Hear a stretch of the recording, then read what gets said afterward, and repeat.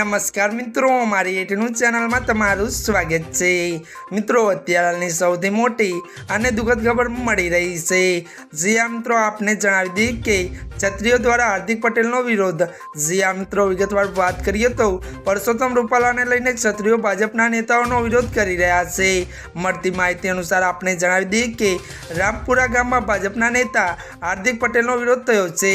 મળતી માહિતી અનુસાર જણાવી દઈએ કે તેઓ અહીં ચૂંટણીના કાર્યક્રમનું ઉદ્ઘાટન કરવા આવ્યા હતા અને ત્યારે મિત્રો આ દરમિયાન ક્ષત્રિયો તેમનો વિરોધ કર્યો હતો।